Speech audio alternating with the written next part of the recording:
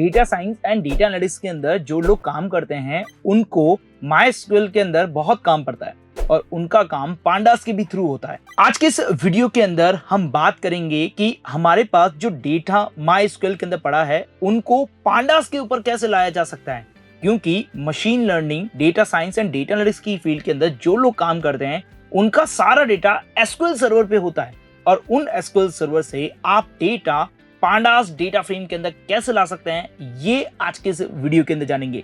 यदि आपको Python, machine learning, data science and data analytics जैसी फील्ड में अपने आप को ग्रो करना है तो इसके लिए WSCryptech के ऑनलाइन एंड ऑफलाइन बने बैच के अंदर ज्वाइनिंग करके आप अपने स्किल्स को इंप्रूव कर सकते हैं। इसके लिए दिए गए नंबर पे कॉल करके आप हमारे किसी भी बैच के अंदर ज्वाइन कर सकते हैं। Hey everyone, once again welcome to WSCryptech, myself Gaurav. और आज के इस वीडियो के अंदर हम बात करने वाले हैं कि आपके पास एसक्यूएल सर्वर का जो डेटा पड़ा है उसको पांडा डेटा फ्रेम में कैसे लेके आना है। इवन दैट हम ये भी बात करेंगे कि हमारे पास नॉर्मल डेटा सेट पड़ा है या नॉर्मल डेटा फ्रेम भी पड़ा है, उसको हम माइस्क्यूएल के अंदर कैसे अपलोड कर सकते हैं, ये भी सारी चीजों के बारे में डिस्कस करेंगे। तो चलिए इसको जरा समझते हैं यहाँ पे। तो पहले मैं आपको माइस्क्यूएल का डेटा बता देता हूँ। तो देखिए, माइस्क्यूएल के अंदर मेरे पास स्कूल डेटाबेस के नाम से आपके पास एक डेटाबेस पड़ा है जिसके अंदर एक टेबल बनी हुई पड़ी है जो कि स्टूडेंट इन्फो के नाम से है। अब स्टूडेंट इन्फो की टेबल के अंदर देखोगे तो यहाँ पे आपके पास बहुत सारा डेटा पड़ा है। इस सारे डेटा को हम क्या लेके आएंगे, हमारे डेटा फ्रेम के अंदर लेके आने वाले हैं। एंड देन नेक्स्ट क्या करेंगे, इसी डेटा के अंदर हम हमारा डेटा जो है वो इंसर्ट करने वाले हैं। अब ये कैसे होने वाला है जरा देखिए, वन बाय वन समझते हैं यहाँ पे। तो पहले मैं चलता हूँ जुपिटर नोटबुक के अंदर। आप चाहे कोई भी पाइथन की आइडियली का इस्तेमाल कर सकते हैं जहां पे आपको पांडा यूज करना है। अब कैसे काम होगा जरा इसको समझते हैं यहाँ पे। तो सबसे पहले आप क्या करें, इंपोर्ट पांडास एलियास ऑफ आपके डी को इंपोर्ट कर लें क्योंकि आप पांडास के ऊपर काम करने वाले हैं।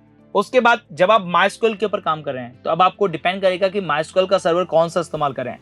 आप एस्क्यूएलाइट का इस्तेमाल कर रहे हैं या पीवाई माइस्क्यूएल का इस्तेमाल कर रहे हैं या फिर माइस्क्यूएल कनेक्टर का इस्तेमाल कर रहे हैं। अब देखिए, यदि माइस्क्यूएल कनेक्टर का इस्तेमाल कर रहे हैं तो आप वर्कबेंच के थ्रू डेटाबेस देखेंगे। यदि आप पीवाई माइस्क्यूएल के थ्रू काम कर रहे हैं तो आप जेम सर्वर के थ्रू डेटाबेस देखेंगे।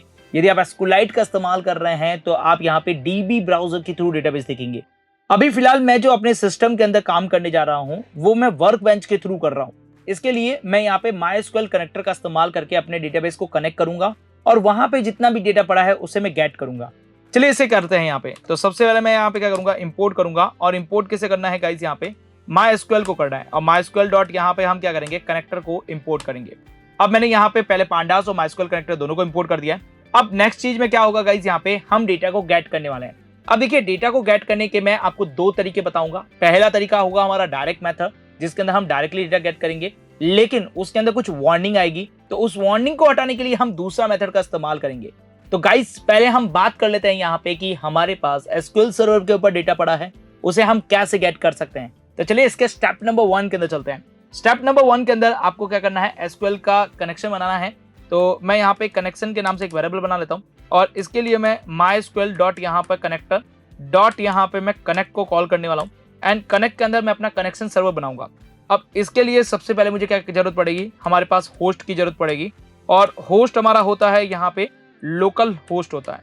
यस, होस्ट हमारा लोकल होस्ट होता है। उसके बाद में हमारे पास यूजर की जरूरत पड़ेगी। तो यूजर इक्वल्स टू मैं यहाँ पे रूट यूजर लेने वाला हूँ। एंड देन मुझे यहाँ पे जरूरत पड़ेगी पासवर्ड की। तो मैंने यहाँ पे पासवर्ड ले लिया है एंड पासवर्ड के तौर पे मैंने यहाँ पे मेरा जो पासवर्ड है वो मैंने यहाँ पे अप्लाई कर दिया है। नेक्स्ट चीज, अब मुझे डेटाबेस की जरूरत पड़ेगी कि मेरा डेटाबेस कौन सा है और जिसके अंदर मेरा डेटा पड़ा है।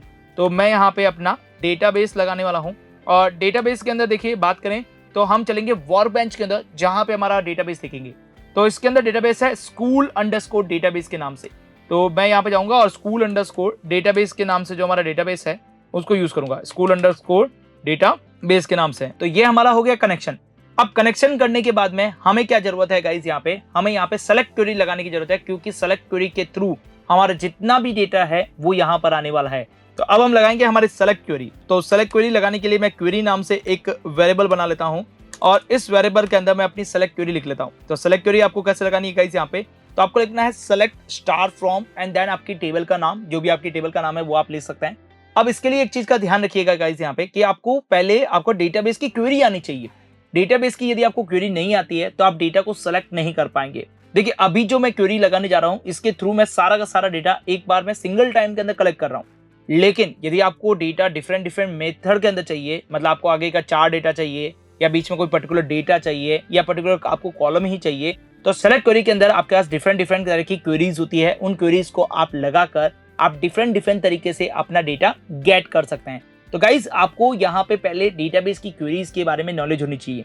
फिलहाल मैं अभी यहाँ पे केवल एक सिंगल क्वेरी लगा के आपको डेटा कैसे गेट हो सकता है वो समझाने जा रहा हूँ। तो उसके लिए आपको क्या लिखना है, यहाँ पे आपको लिखना है यहाँ पे सेलेक्ट लिखने के बाद में आपको लिखना है यहाँ पे स्टार के बाद में फ्रॉम। अब फ्रॉम के बाद में आपको टेबल का नाम लिखना है। तो गाइज देखिए मेरे पास जो टेबल का नाम है वो क्या है, स्टूडेंट इन्फो है। तो मैं यहाँ पे सिंपल सा स्टूडेंट इन्फो लगाऊंगा यहाँ पे। तो ये मेरी क्वेरी जो है वो रेडी हो चुकी है। अब मुझे क्या करना है, पांडास का यूज करते हुए मुझे डेटा फ्रेम बनाना है। तो मैं काम करता हूँ df नाम से एक वेरिएबल बनाता हूँ एंड pd डॉट यहाँ पर, तो मैं यहाँ पे लगाऊंगा रीड अंडरस्कोर एसक्यूएल, जिसके थ्रू मैं एसक्यूएल की जो क्वेरी है उसे रीड करना चाहता हूँ।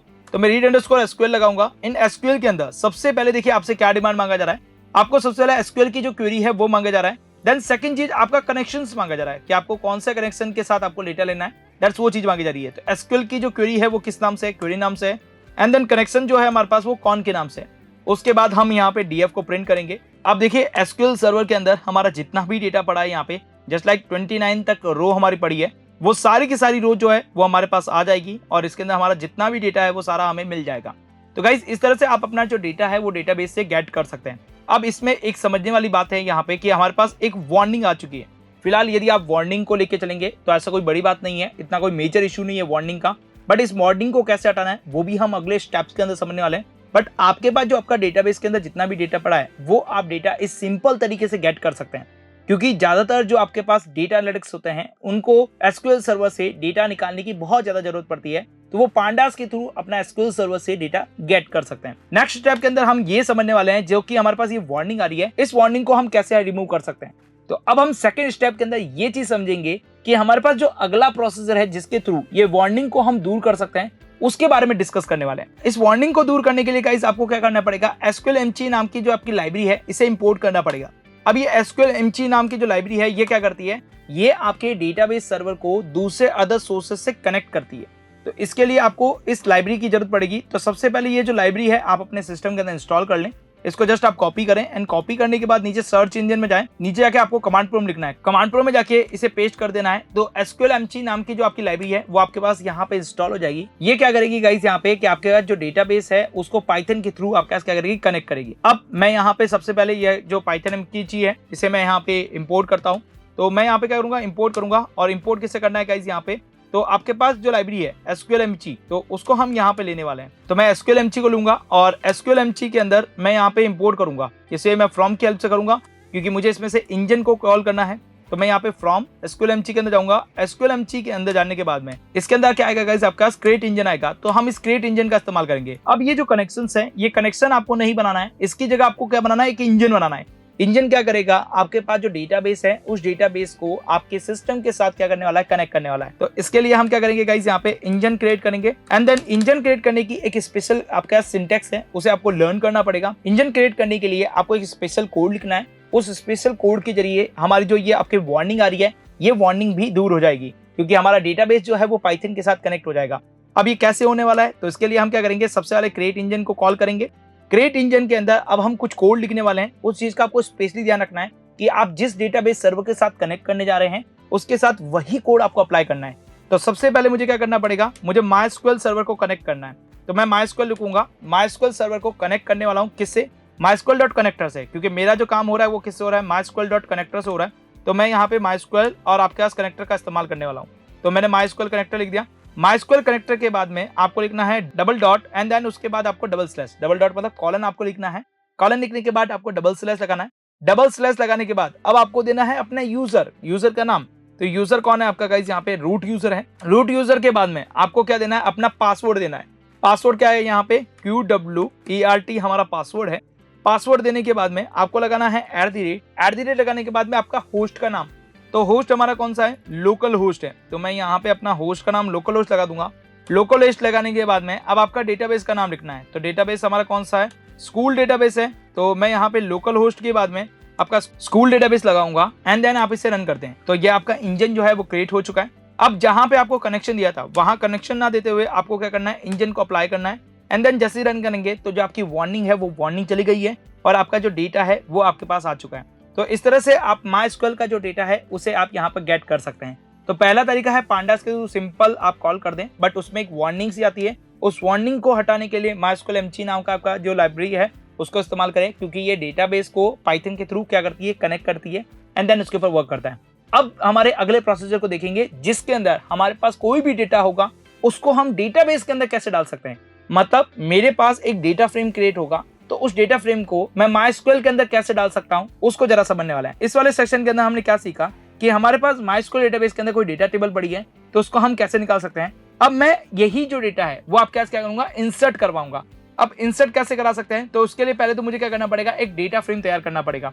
तो मैं एक डेटा फ्रेम तैयार करता हूं यहाँ पे। तो सबसे पहले हम क्या करते हैं गाइस, यहाँ पे हमारा एक डेटा बना लेते हैं, और डेटा बनाने के लिए मैं यहाँ पे करूंगा अपनी बहुत सारी लिस्ट डाल दूंगा, जिसके अंदर आपके पास देखिए डेटा किस तरह से जा रहा है। आपका फर्स्ट नेम जा रहा है, लास्ट नेम जा रहा है, एज जा रहा है एंड ग्रेड जा रहा है। अब आप बोलेंगे आईडी भी जा रहा है, तो देखिए आईडी जो है हमारा ऑटो इंक्रीमेंट के थ्रू डाल रखी है, तो आईडी हमें यहाँ पे देने की जरूरत नहीं है। पहले आप मेक श्योर कर ले कि आपका जो डेटाबेस है उसके अंदर डेटा किस तरह से जा रहा है।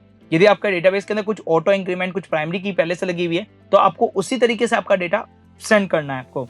तो चलिए पहले मैं डेटा डाल देता हूं। अब देखिए डेटा के अंदर सबसे पहले मैं अपना नाम डाल देता हूं, जैसे गौरव, एंड देन उसके बाद में मुझे यहाँ पर अपना सरनेम डालना है, दैट्स मैं प्रजापत डाल देता हूं। उसके बाद गाइस यहाँ पे नेक्स्ट जो चीज देने के लिए बोली गई है दैट्स एज, एंड एज के बाद है ग्रेड।